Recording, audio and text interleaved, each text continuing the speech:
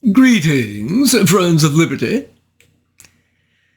Despite the almost universal acclaim in which the Scotsman Adam Smith is held, largely in view is his magisterial disquisition on wealth creation, in his book The Wealth of Nations, his views on banking are at times strangely at odds with his understanding of the necessity of personal liberty as an instrument of that same wealth creation of which he wrote at such great length.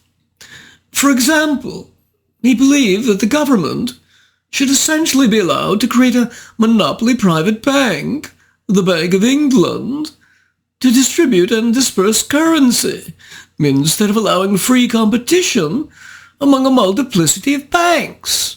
And this, despite the great evidence that productive competition occurs in all other areas of society. What a curious exemption! Should not competition work here, as it does so well among the baker and the brewer and the butcher, but not the banker? And that's not the only case. In yet a second instance, Smith claimed that banks should not be allowed, that is, should be prevented by law from giving out currency notes in denominations less than £5, this being intended to hinder small merchants from starting their own banks from scratch by lending small denominations to the poor. But this, of course, reduces competition and the ability of upstarts to challenge the big banks, then thus makes the whole banking system less stable, all in the attempt to protect the poor from allegedly losing their money by depositing it with relatively undercapitalized bankers. Now, if we turn to the regulation of banking in your own 21st century in America, we experience a certain déjà vu in the peculiar circumstance that yet another Scotsman, this time by the name of Niall Ferguson, is also, 200 plus years later, advocating the very same solution. Banking needs to be regulated by the government, not the market. That, while competition between the baker and the butcher and brewer still works, it still couldn't between banks.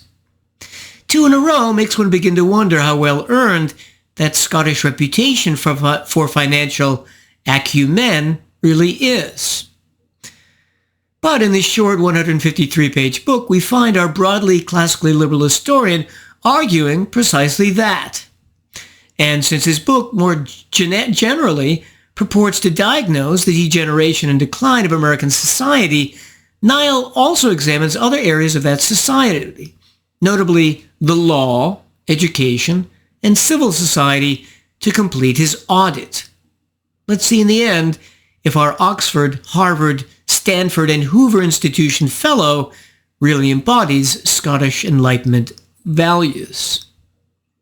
Niall begins, obviously enough, with the huge debt overhang that Western society has accumulated and then increased even further after the Great Recession. As he says, certainly there are few precedents for the scale of debt in the West today. This is only the second time in American history that combined public and private debt has exceeded 250% of GDP. The United States now, of course, is 12th from the top in having the highest public debt to GDP ratio worldwide. The leaders, 1 to 4, being Japan, Greece, Eritrea, and Venezuela. His frugal Scottish eye does note in the employment market, as a response to the Great Recession, the huge welfare and disability payouts common to modern welfare states, saying, the percentage of working-age Americans collecting disability insurance has risen from below 3% in 1990 to 6%. Unemployment is being concealed and rendered permanent in ways all too familiar to Europeans. I would agree and add that this also continued during the pandemic years of 2020 and beyond, which Nicholas Eberstadt's book, Men Without Work, which I reviewed here, examined in great detail. Secondly, he points to the apparent increase in inequality, saying the income share of the top 1% of the households rose from 9% in 1970 to 24% in 2007. He continuing to stress this throughout the book, in saying, for example, that the probability is more than halved that a man born into the bottom 25% of the income distribution will end his life in the top 25%.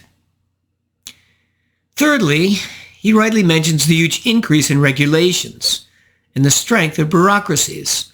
Bureaucracies that often didn't even exist 100 years ago, with their now labyrinthine and tyrannical administrative laws, hampering and damaging American productivity. He asks, why is it now 100 times more expensive to bring a new medicine to market than it was 60 years ago? Or why did it take an American journalist 65 days to get official permission to open a lemonade stand in New York City? All these types of regulations stifle American medicine and research, vastly reducing their productivity in the economy in general. When we return to the issue of governmental borrowing and central banking, Ferguson lauds the changes that occurred after England's Glorious Revolution of 1688, saying, William of Orange brought more than just Protestantism with him from Holland. He also brought templates for a central bank and a stock market. He then argues that, in addition to changes made by Parliament, the English state was able to borrow money on a scale that had previously been impossible because of the sovereign's habit of defaulting or arbitrarily taxing. This meant that the government could borrow vast amounts at low interest, and thus, though the national debt grew enormously in the course of England's many wars with France, this leverage earned a handsome return because with a debt-financed navy was a global empire. And yet, he turns around and points out accurately, as I mentioned in the beginning, how unproductive the present U.S. federal debt is, since it allows the current generation of voters to live at the expense of those as yet too young to vote. And of course, if you add in all the unfunded liabilities of Social Security, Medicare, and Medicaid, the last time I checked at usdebtclock.com, the government owes each citizen $100,000 on the debt and over $350,000 in unfunded liabilities. Of course, when the financial music finally stops, who's going to be left standing? Or to use another metaphor, holding the empty bag? Gen Z, and the generation after that, Generation Alpha. Maybe then it's not surprising why Gen Z often polls so cynical and distrusting of government. And what are Niall's solutions to all this? He says, A, persuading not only the young, but also a significant portion of their parents and grandparents to vote for a more responsible fiscal policy. B, governments should also follow the lead of business and adopt the generally accepted accounting principles. C, making sure that directors and owners of banks are held personally responsible and even jailed for bankruptcies. D, getting rid of the governmentally sponsored entities, GSEs, like Fannie Mae and Freddie Mac. And E, getting rid of excessively complex governmental regulation of markets like Dodd-Frank. Now let's transition to his next major topic, the law, and how it is degenerating. He starts by contrasting the U.S. with China, China having many laws, but not the rule of law. That's exactly right. The ideal, then, should not be a complicated system filled with laws, but one that can do justice as simply as possible. What would that look like? He says it can be summarized from what he learned as an undergraduate at Oxford. First, an Englishman's home is his castle. Secondly, do what you like as long as you do no harm. And thirdly, mind your bloody business. Notice that while implying it, there is no explicit mention of protecting property rights either within or without the borders, which is the whole point of government. Historically, he lauds the common law tradition of the Anglosphere because it put a high value on enforcing individual contracts and protecting people from coercion, he complaining that statutory law and the tort system in general in the U.S., just like with financial regulation, have become enormously complex. The costs? 7,800 new cases a day, equivalent to more than 2.2% of U.S. GDP in 2003, which is double that for any other developed economy. He also remarks of A, the allowance of predatory lending, B, that intellectual property laws are excessively restrictive, and C, that under current laws, toxic waste litigation costs represent more than a quarter of the amount spent on cleanup. And how does he propose to fix all these problems and reduce legal complexity? He says the answer, as I shall argue, is that reform must come from outside the realm of public institutions. It must come from the associations, of civil society. It must come, in short, from us, the citizens, which leads us to his final section and focus. And a story about buying a house along the Welsh coast, seeing his new beach filled with trash and detritus from the tides, and organizing a cleanup among his neighbors, which led to the restoration of the beach area to a pristine state. In this example, he suggests, lies the method for halting the great degeneration. He says, every time I wander down for a swim, I ask myself, how many other problems could be solved in this simple and yet satisfying way? He then includes a mention, as is de rigueur among social thinkers at this juncture, of Robert Putnam's Bowling Alone, which argued that American private associations had declined in size and number since the 70s, this decline indicating the increasing weakness of civil society. He says, organizations like the Elks, the Moose, the Rotarians, and indeed, my friends, the Lions, which once did so much to bring together Americans of different income groups and classes, are in decline in the United States. The same decline has occurred in the UK. And so what is the solution to increasing the strength of civil society then? He quotes a long passage from de Tocqueville, well known for having observed the many private organizations that so distinguished American public life in the 1830s, and says that we need to return to a society like that, where the state is small and civil society much larger. How does he propose effecting that? For a start, by supporting and advocating for privatizing K-12 schools, by, for example, giving out school vouchers and other encouragements. He points out, A, that the monopoly that public schools possess hurts them, as it does any state-funded and privileged monopoly.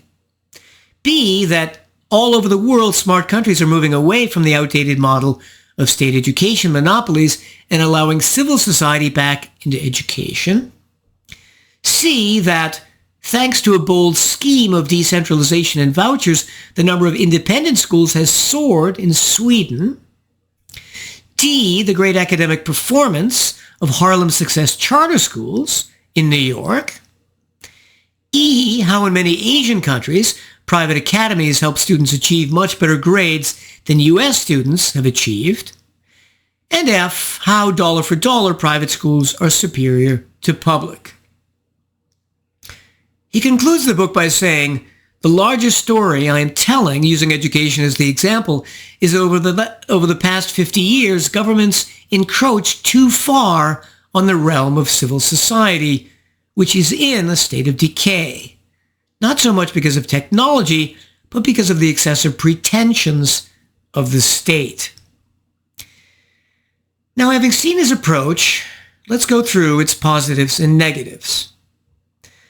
The positives are that, in general, his instincts are classically liberal, although if we were playing the game of hot and cold, we would always be saying to Niall, you're getting warm, but then when we said colder, he wouldn't turn back in the right direction, but just wander around in the general vicinity. Secondly, he's an excellent communicator, both in his lectures and in print, getting right to the point, making jokes and avoiding academic jargon. So it's a pleasure both to listen to him online and to read his prose. Thirdly, he understands the relative superiority of private K-12 education and thus the enormous value truly privatizing it would have. At the same time, in his lukewarm way, he fails to understand, as many educational scholars and historians, such as Andrew Coulson, whose book Market Education I reviewed here, to historian E.G. West, who wrote Education and the Industrial Revolution, to Sam Blumenfeld, who wrote Is Public Education Necessary, have all understood that public education, contrary to Niall, never was needed, was always harmful to children, and always will be. Fourthly, he rightly recognizes that societal degeneration is occurring because the state is far too large, which thus prevents all of us in civil society from fixing the problems that exist. It would have been better to have elaborated more on this central truth, more than just in the field of education. Now to the problems. Niall doesn't ever explicitly define or consistently seem to understand that the essence of civilization is simply the protection of property rights, of the individual. Everything flows from that. So throughout the book, he talks about the importance of preventing societal institutions from becoming corrupted without ever explicitly pointing out that if you respect the rights of the individual, all those individuals will create healthy institutions. For this reason, too, he makes a complete hash of what's gone wrong in 20th and 21st century American banking and finance, being oblivious to three major structural deficiencies. First, as an historian, you would think he would look and see that the more the West has departed from the gold standard, especially after Nixon abolished it in 1972, but even before that when it was relaxed during the Roaring '20s, that monetary manipulation, depressions, and recessions and increasing indebtedness have followed. Why? Because banks simply don't have to back up their outstanding paper money anymore with a specified amount of gold. It's not hard to see that the gold standard forced banks to be more responsible. So oblivious is Niall to this that he never once uses the phrase gold standard in the book. Secondly, all fractional reserve banking which you don't have to have a strict one-to-one relationship between the money stored in the vaults and the money loaned out to individuals and businesses, is risky, because if the fraction in the vaults is too low, then you'll have a bank run and potential collapse. But despite that, as long as you also don't have a governmental central bank, like the Fed, inflating the money supply for the whole country, then the damage will be limited, as it was in the U.S. before the creation of the Federal Reserve in 1913. Because with no central banks, the risk and losses and consequences for reckless investment aren't socialized but borne privately. Otherwise, the inherent dangers are increased by orders of magnitude, as will become very clear in the next half-century when there will be enormous financial crises as the U.S., Great Britain, and other Western countries, who, having lived beyond their means for so long, will experience increasing and eventually suffocating debt loads, either defaulting on their sovereign debt or trying to hyperinflate it away. Ask Germany how that worked out in the 20s. One result was Hitler as chancellor. Niall is completely oblivious to these three structural weaknesses caused by the inherent violations of financial property rights of individuals, Niall. He believes, like Adam Smith over 200 years ago, that it is good to not protect property rights in banking. Secondly, his understanding of the law and how to reform it. Here, as we've seen, he simply punts and doesn't offer any solutions except to suggest that civil society somehow is the answer. But this, although actually correct, is very vague. In my view, the legal system and institutions of a country are intellectually downstream from what is taught in its universities and colleges. And since these in the U.S. have now become so politicized and partially woke because funded and controlled by the state, privatizing them, as he recommends for K-12, would clean up the many politically correct legal and woke doctrines now found there, will very well lead to judicial reform, or at least better judicial decisions down the road. So, for example, we see in the United States what happened when the latest Supreme Court Justice, Ketanji Jackson, nominated by President Biden, couldn't even say what a woman was before the Judiciary Committee. You don't think she'll make woke decisions on the bench? How many more like her will it take before Supreme Court rulings start to become even more unconstitutional than they are now? And where did she get her woke ideas? Certainly from the school she attended, supported by American tax dollars. So again, privatizing higher ed would vastly reduce its wokeness and lead, among other things, to lawyers, legal scholars, and judges who actually can say what a woman is. So overall, given the pluses, like Niall's explicit championing of private K-12 education and recognition of civil society's weaknesses, of civil society's strength, but at the same time his obliviousness to why the banking system is so dysfunctional, I would give this a B minus. Very happy for my part that the gold standard still exists throughout the realm, and that even copper coins throughout the realm are accepted as tender. I bid you well, and remain the Scarlet Pimpernel.